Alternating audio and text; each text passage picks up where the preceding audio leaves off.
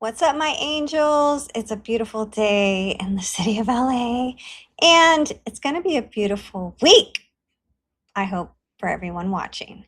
Thank you so much for watching, being a subscriber here.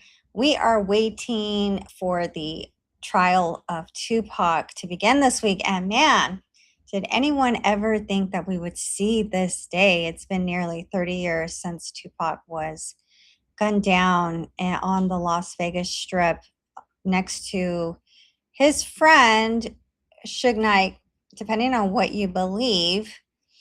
But let's get into some things that are circulating on the internet right now. A shout out to the watcher Q Smooth. I will put his handle in the comments below. He watched my last video, and I'm always asking if there's anything you all would like me to cover, and he said the Tupac trial. I also will say that this is actually becoming somewhat of a full circle moment for me, because I got into this podcasting game years ago when I met Alex Alonso after seeing him in the A&E documentary Who Killed Tupac. It was a 8-episode series that when I watched it, I really left watching that with the notion that his murder was solved, but the person responsible was gunned down himself just 2 years later, and that would be Orlando Anderson. However, in the law's eyes, you could still be tried even if you weren't the person that actually pulled the trigger. So that is the situation Keefe D has found himself in, because he decided to write a book. He ain't OJ Simpson, all right? But let's kind of watch a few clips that I've gathered, and we're going to share some thoughts. I'm going to share some of my thoughts, and I do have a couple of degrees of separation from some of the people that were actually there that night. I actually made some phone calls, and I may have some people that are close to the case join me on a future episode. One is the member of the Outlaws. He was in the car right behind Tupac when he was gunned down. I did reach out to him. He said that he's not taking any interviews until after the trial, so let's hope he decides to come on. But also Reggie Wright Jr., Alex Alonso is going to do me a solid and reach out to him and see if we can get him to talk with us too. So fingers crossed. But yeah, shout out to Alex Alonso. That is how him and I met. If you watch one of my videos on this channel, I do have an episode where I kind of go down the story of how I reached out to Alex Alonso by seeing this documentary on Tupac. I grew up a Tupac fan. I'm from California. If it was always West Coast versus East Coast, at the end of the day, Tupac was my number one rapper, and it's amazing how his music is still played on the radio to this day, and his legacy continues to move from generation to generation. And I do want to talk about a little bit about the jury that was selected. A jury of 16 people, 12 actual people for the jury, and then 4 alternates. There's only one black guy on the jury, and there's one guy that's 21. So he was not even born when Tupac was gunned down, but I bet you he knows exactly who Tupac is. What do you think about Tupac? Is he one of your beloved rappers? I think even though so much time has passed, I'm going to predict that Keefe D is going to go down for this, because Las Vegas took so long to bring this to trial when all of this evidence isn't new. It's been out there for years and years and years. People have been pointing the finger at each other, people that were on the scene, namely Keefe D. And just because he wrote a book about it like a dumbass, I think that the city of Las Vegas, they are going to be biased no matter what. The prosecutors obviously brought this to trial for a reason. And in the city of Nevada, you don't have to be the one to have pulled the trigger to actually be charged with this crime. So my prediction is he is going to go down. His statements are bringing him down. And hopefully this case is considered solved. Unfortunately, we're never going to see true justice. I feel true justice can never be reclaimed in situations like this, because Tupac was ahead of his time. He was only 25 years old. To me, I always thought he was like the Shakespeare of rap, and he did have a theatrical background. He was a musical genius, lyrical genius. He wrote a lot of his lyrics about real shit that was happening, such as Brenda's Got a Baby, such as police brutality. One of the most quoted lyrics is, you know, they got money for war but can't feed the poor. Like, how true is that, you know? And there's nothing that's ever going to bring someone like him back to life. So, and at this point, Keefe D he's old, so he's going to spend the rest of his life in jail, and that's it, you know. So I think P. Diddy is thankful that he's not around for this. But let's get into everything that I've kind of gathered. I feel like this is going to be a long episode, so you guys get comfortable, and thank you for being here. Make sure you subscribe, and I appreciate you guys watching. I did actually ask Edie, because I told her that we're going to have an interview today. Yeah. And I asked him if he would like to ask you a question, a video question on camera, and he actually did record a question. Can I go ahead and play it for you? Sure. Yeah, Vlad, I appreciate the opportunity.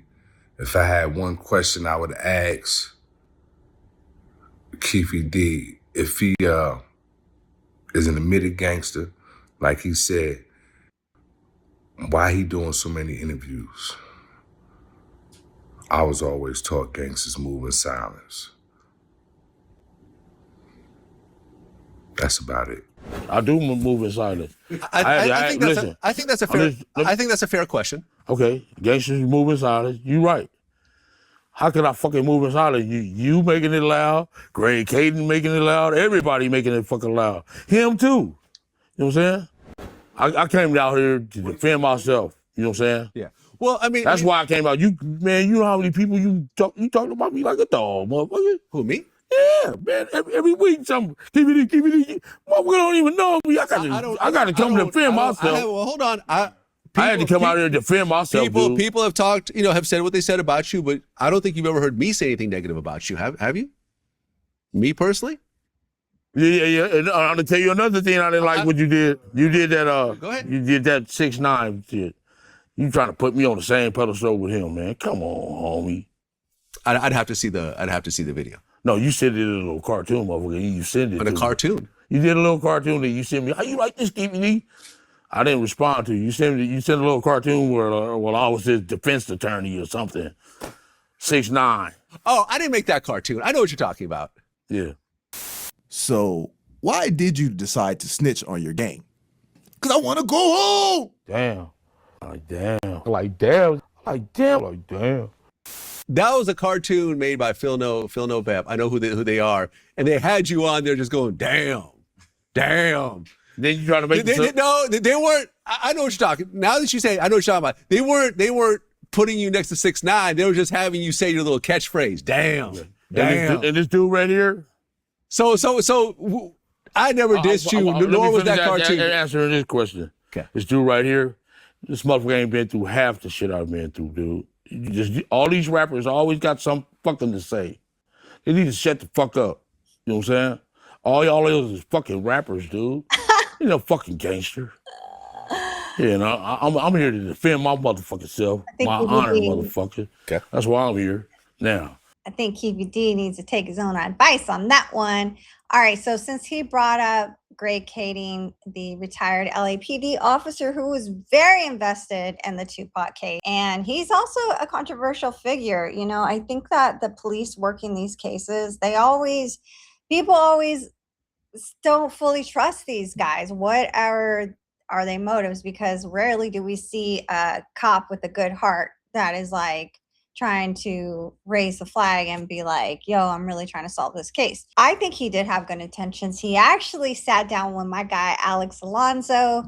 Let's pull this clip up right here. Shout out to Alex Alonso doing his investigative work. You know, like I said, this case, they have been going through the evidence for 10 years already. So finally, Las Vegas wants to address this. They're not going to let Keefe D walk away. They're just not, in my opinion. Alex Alonso told me on the phone, I talked to him today, Keefe D could get off. But in my opinion, that's not happening. All right, so here's an interview Alex Alonso did with Mob James and LAPD officer Greg Kading. And just so you know who Mob James is, Here's a little backstory on Mob James. In the early 90s, Death Row Records had a roster that could compete with any label's top talent, and CEO Suge Knight earned a reputation as one of the most feared men in the industry.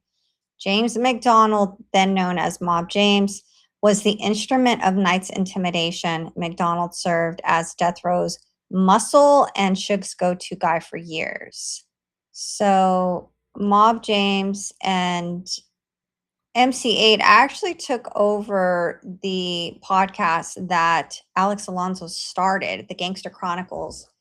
Alex doesn't do this with them anymore, but that just gives you a little bit of backstory of who Mob James is. And where I'm starting off this clip is Alex is asking Greg Kading what happened to the white Cadillac that pulled up, and that's where the rounds were fired from. And it's really crazy. It was a rental car that the Las Vegas police never followed up on, which is wild. Like right there, they were not trying to solve the case. This was already solved. The Las Vegas PD has turned a blind eye to it. It was a black on black crime, and it didn't matter that it was the world's largest voice in hip hop. They chose to not do anything, and in my opinion, their investigative skills were negative 100, because Alex is asking a very good question to Greg Kading, like, where's the white Cadillac at? They know it was a rental. They know who rented it, but no one knows where that Cadillac is now. And it's impossible to know where it's at now because no one followed up on it or bothered to do any forensics on it when the crime had happened. And now it's too far gone. Again, I have to just stick with what we're being told. I can't draw that conclusion that.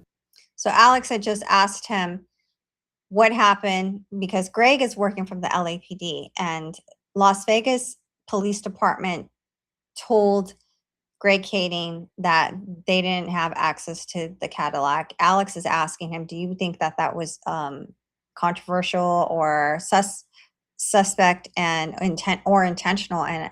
And Greg Kading says he can't make that assumption. He just has to take the word of the LA or the LVPD. They're intentionally. Because they have nothing to gain to even charge anyone in this. Because everyone would have to be dragged back to Vegas. Mm-hmm. The trial would take place there.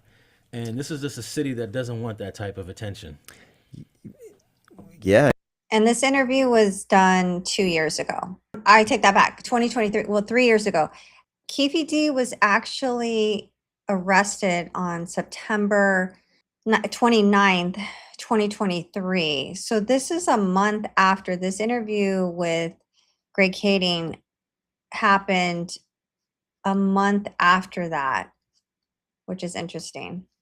And at this point in time, there's really nobody to drag back, other than Keefe D and his own confessions of his involvement. The other guys in the car are all dead. The guy who gave the gun to Keefe D, he's dead. Von Zip, yeah. So all of these guys that would potentially be either co-conspirators or co-defendants, they're all gone. And there's no real witnesses who can come and say, yeah, I was there. Keefe D was the one who was in the car and had the gun and was participating in the murder. So you've basically got Keefe D testifying against Keefe D. Hard case to take to court. Did you ever find the car, the white Cadillac? I believe it was a rental car. Did you ever track it down through VIN number or anything to see if there's any forensics on that car? No, unfortunately, I think that's an area that maybe the ball got dropped on Las Vegas's part. By the time we came onto the scene, we're 10 years after the fact. So to go back and try to get records on a rental car from 10 years, those don't exist. They're purged out of the system. So it's impossible then to know, because that car might be sitting in someone's backyard or it might be in a junkyard, Yeah. Now these days, yeah, that was a long time ago. Didn't nobody have no license plate number or nothing to find that car. The first person that seen that car was me at the 662. You saw the white Cadillac? Yeah, they was there. Yeah, they was there. And 662 was Suge Knight's nightclub in Vegas. Being chased and all of that, and wasn't nobody thinking about getting no license plate number. But since it was a rental car, it seemed to be a car that would be easily tracked. Who name? But you got to know who name it is. That's pretty much hard though, Alex. There was some information that probably could have been followed up on better. It was that the driver of that car, a guy named Terrence Brown, they called him Bubble Up. T. Brown, his mom, it was either his mother or his mother-in-law, was the one who actually had rented the car over at the Enterprise at LAX. And so if we had known that, or if law enforcement had known that back at the time, potentially they could have run down that lead and found out that there was a connection between T. Brown and the car. That would have been monumental. But even still, for y'all records today, can y'all go back and look and see if that was a white Cadillac, whatever color it was, to make the model the whole nine? Yeah, no, because all those records were purged. Okay, so I just want to finish off the clip from Alex Alonso and Greg Kading and Mob James, with Alex asking Greg Kading about his conversation with Keefe D and how this confession came about, and how Greg Kading met with him and let him know he was going to tell the whole world what Keefe D had told him, and he was going to actually put it in his own book, Greg Kading. And he kind of gave him a warning about it, and this is how Keefe D responded. Well, the last thing that Reggie Wright wanted you to touch on, and I guess we've talked about this on the show before, Keefe D's confession. We get so much of that. Yeah, and I'm sure you've talked about it many times. And by the way, let me let everybody know that I have Keefe D ready to do a Keefe D sit down. Me and Keefe D gonna sit down at the round table, and we're gonna discuss the. Is that right? The logistic. I'm saying, is that right? Yeah. He'd be here tonight at 8:30. Oh, okay. Well, one question I do have about Keefe D confession is, why did it get leaked? Did you leak it? And that information being out there puts Keefe D in a very dangerous situation, something that he didn't even know he was being recorded at all the entire time. So how did it become public, this confession? So when we sat down with Keefe D, myself, the FBI, Keefe D's lawyer, we sat down under what's known as a proffer agreement, and he divulged all of the details about what took place in Las Vegas the night Tupac was shot. At that point in time, we're just going through the investigative, kind of investigative process until I retired, and I came to the realization that these crimes, the public is never going to know what we did in this investigation and the information that we attained. And so I took it upon myself to say, listen, and I went and met with Keefe D before I did it, by the way. He knew that I was releasing the information. I went to his house. We sat in my truck, and I said, here's the deal. You're never going to probably get prosecuted on this, but I'm going to expose what you did. Wow. And I said, I'm just letting you know ahead of time. I'm writing a book, and I'm going to tell the story. And listen, you got a huge break on the dope case that we built against you, which was 25 to life. You're walking away on a murder. So if the punishment for you is that the public knows the truth about what you did, well, then that's just the fucking way it's going to be. But it should have made him it shouldn't have hurt him. And that's not the part that's hurting Keefe D's situation. It's just the fact that people know that he sat down with the police and discussed his nephew. That's what's hurting him. Yeah, well, I think it's two things that's going to hurt Keefe D for the rest of his life. One, that he got exposed as an informant, a snitch, in some way. Not really. However you want. No. Come on, man. When you're telling the police, this person killed that person. But see, you got to look at it like this. My nephew is dead, and he took advantage of that because he was fighting 25 to life, right? He got caught with some drugs. Yeah. So if I can speak on this, my nephew and them, all these cats is gone. So if I can speak on that, he used that shit as a street ticket to get out of this situation. Completely understand. Did that.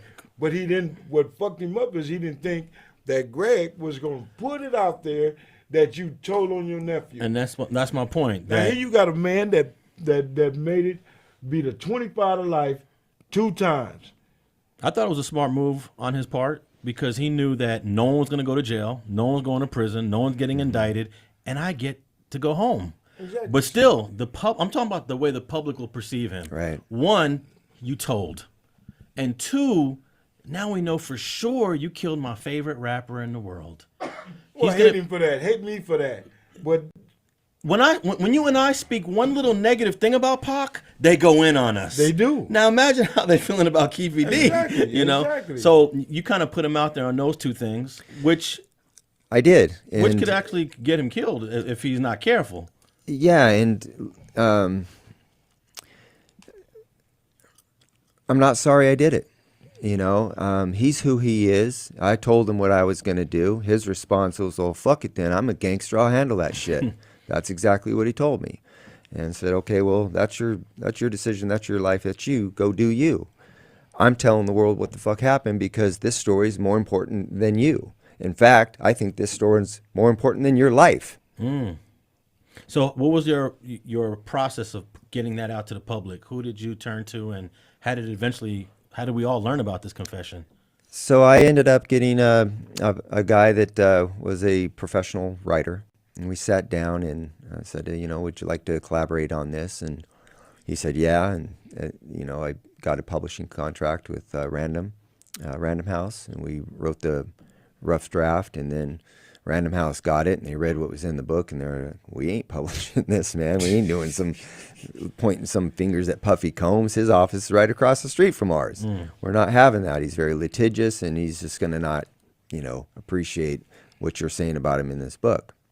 I was like, all right, well, I've got this material, and I know that I can defend it, and I think that when Puffy reads it, he's going to know it's true anyways, and that I wasn't in fear of being sued, and so I published it, and it ran its course. Wow. I just think it all should be over. Let these guys rest.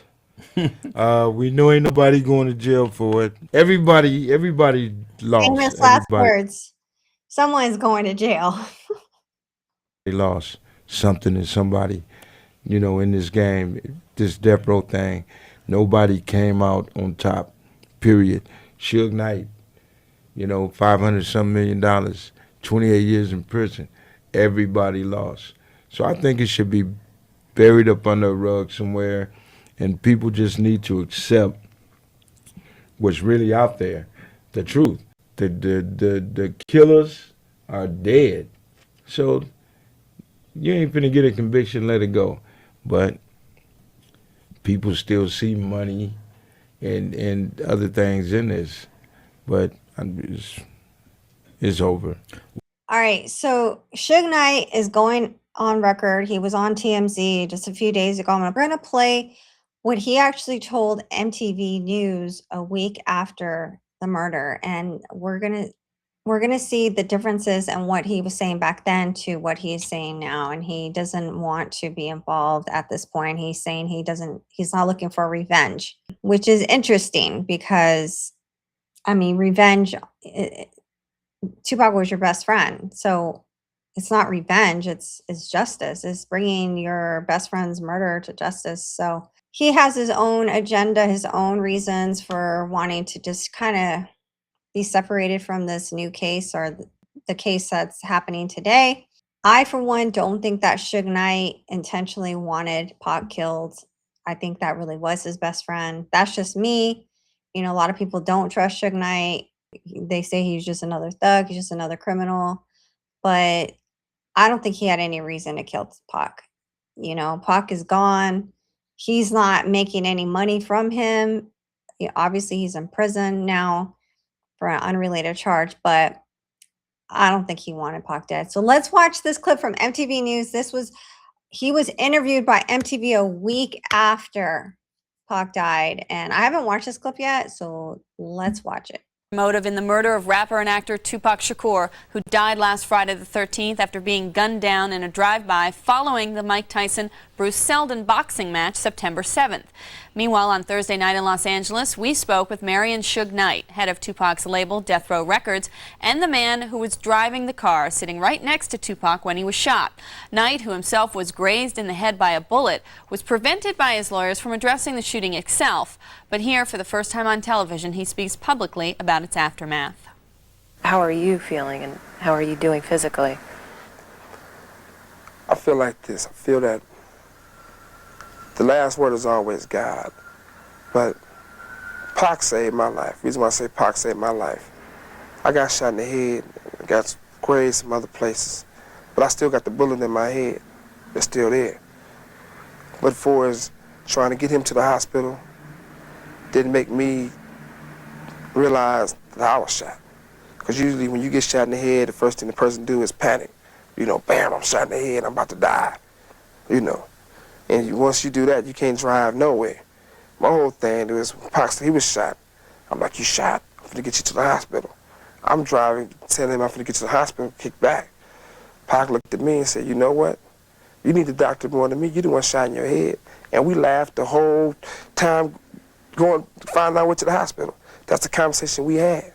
It wasn't, Pac was a man the whole time. It wasn't that he was like, oh, I'm shot. He cracking jokes. He like, yeah, they shot me. He said, but you shot in your head. Look at your head bleed. Look how much it's bleed. That was Pac. And I'm like, man, shut up. I'm gonna get you to the doctor.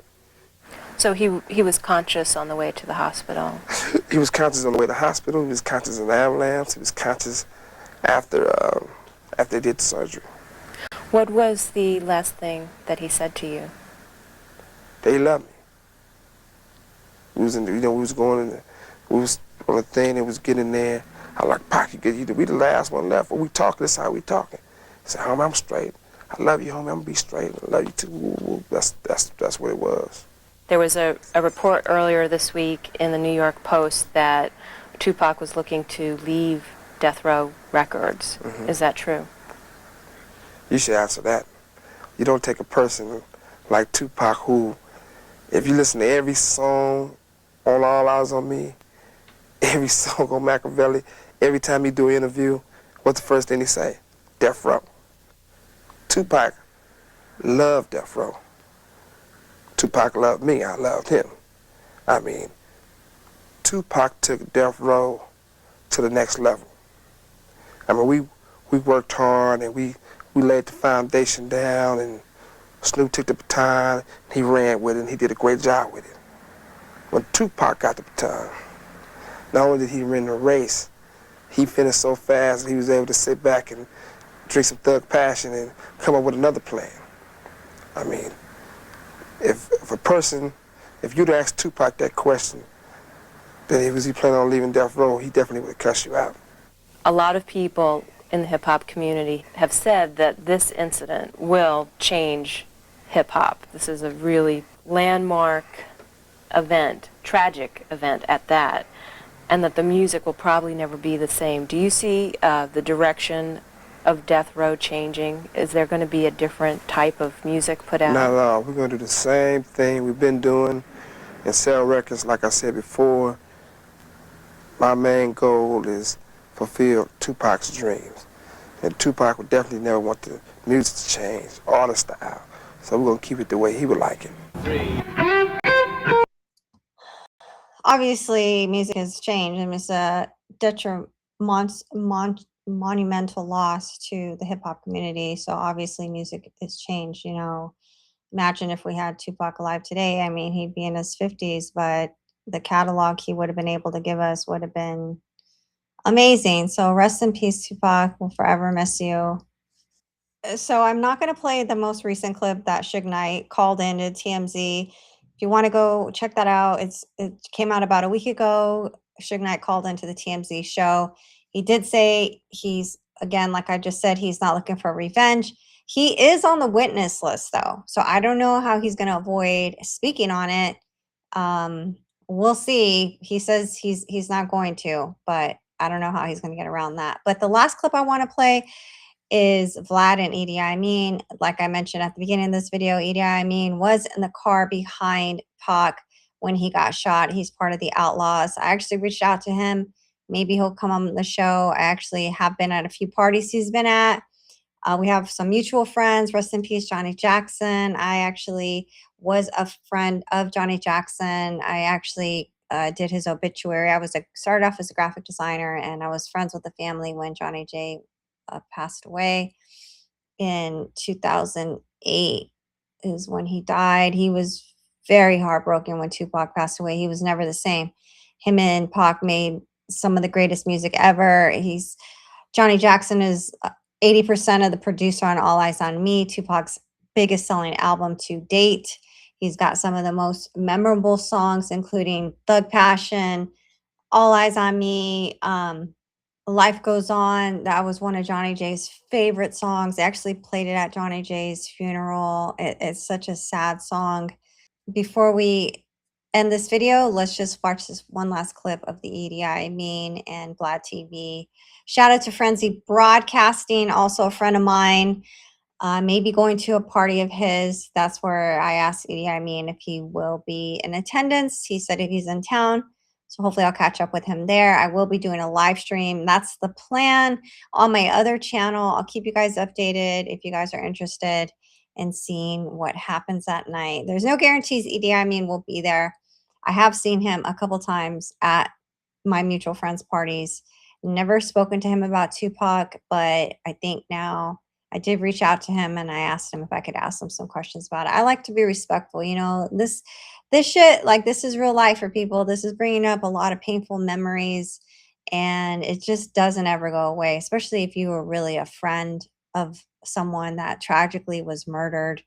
It's not like what we're experiencing. We're third parties watching, right? I do have like a couple degrees of separation from the people involved, but I didn't live in LA when this happened. I didn't move to LA until the 2000s. But anyways, let's just go out with this one last clip. Thank you guys so much for being here. I hope you guys like this overview of the people involved and the tragic night that Tupac was gunned down. And let's just watch this and wrap it up. I want to jump into your favorite interviews. Oosh. I'm not going to make it too hard for you. Give me 2 of your favorite interviews so far to date. And then after that, I want you to give me 2 interviews that did numbers for you, but you're not that crazy about. Maybe crazy about how you did or the guests, whatever the case may be. You know, I have to say the Keefe D interview. I mean, you can't just not mention that, because I feel that single-handedly answered everyone's questions about how, you know, your homie Tupac passed away. Mm-hmm. I think after watching that, no one could really run with anything but that. Only first-hand account.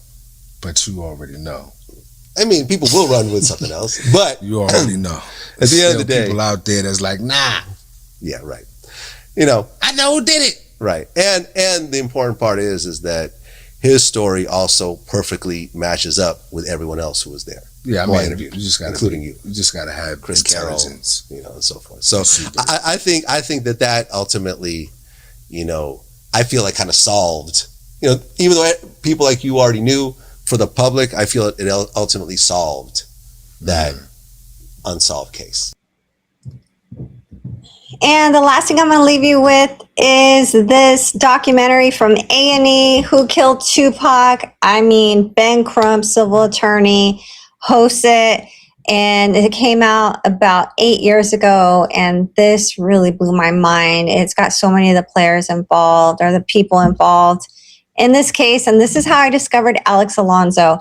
Alex Alonso is not in this clip. I'm going to put a picture of him. I took a screenshot of him in the A&E documentary. Alex Alonso is actually not in this clip. To watch the entire documentary, you do have to subscribe to A&E, and I wasn't able to grab the clip of him. This is how I discovered Alex Alonso, but to watch the entire thing, you do have to subscribe to A&E, and I will put a small clip of Alex Alonso's cameo, and he was one of the contributors to this really great documentary. To salute Alex Alonso from Street TV. If you're watching, you may have found me from Street TV. So again, I have a couple degrees of separation from the people involved in this. Actually, Ben Crump does follow me on Instagram. He is a civil rights attorney. And a little bit about me, my nephew was actually gunned down in Phoenix by the Mesa Police Department, and Ben Crump actually reached out to my family, and that's a whole nother story, guys. So I do have ties to the people involved here, and I'll keep you guys posted.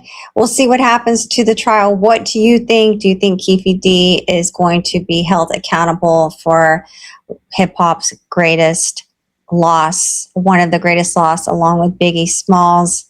Rest in peace to both of them. They were such great talents and voices for the hip-hop community, and the world's never going to recover. So let me know what you guys think. Let me know if everyone involved is actually brought to justice. What do you think of the other rumors? Who else do you think could be involved? Let me know your thoughts. What are your conspiracy theories? I hope you like this episode, and we'll see you on the next one, guys. Stay up. Yeah. Covering all the high-profile cases, from YSL to Diddy in the papers. Gunna Thugger 6ix9ine, so many faces. Megan Tory headlines contagious. Every time that you need a scoop, Angie Smalls coming through. Give you everything you need to know. Tune in to the show. Lawyers coming at us with the scoops. In the chat they with the group. Cuffing the court reporter with the news. Angie Smalls the truth. Every time that you need a scoop, Angie Smalls coming through. Give you everything you need to know. Tune in to the show. And Keefe Smalls on the case, no cap, no pause. Serving truth in the booth, no lies, no flaws. Hit that gavel, let's ride. Order in the feed, court is in session. Keefe Smalls dropping facts, no guessing. Drama in the docket, tea gets spilled. Every case breakdown, real raw and skilled. Key from the bench to the block, we expose it all. Hit that like, hit subscribe, watch Justice Call. I don't do rumors, I do receipts. Cross-examining beef from the YouTube streets. From celeb trials to small claim fights, I'm the one that brings the smoke and the rights. Got Tom's, docs, and a witness too. I break it down clean, like a lawyer would do. If it's shady in court, I'm putting on blast. Angie Smalls got the facts, no need to feed. Court is in session. Keefe Smalls dropping facts, no guessing. Drama in the docket, tea gets spilled. Every case breakdown, real raw and skilled. Key from the bench to the block, we expose it all. Hit that like, hit subscribe, watch Justice Call. Gossip with receipts, that's my lane. Legal doc twisting like a plot from a game. I read motions like poems, subpoenas like scripts. Angie Smalls on the mic, don't miss this trip. I got verdicts, vibes, and viral clips. I put the real in real-time court flips. True crime, celeb time, family law brawls. There's levels to this, and I'm naming them all. So if you want the truth with flavor and heat, Angie Smalls got the tea, and it's always elite. Tap in, gavel down, hit that bell. Court's adjourned, next case, hard to tell.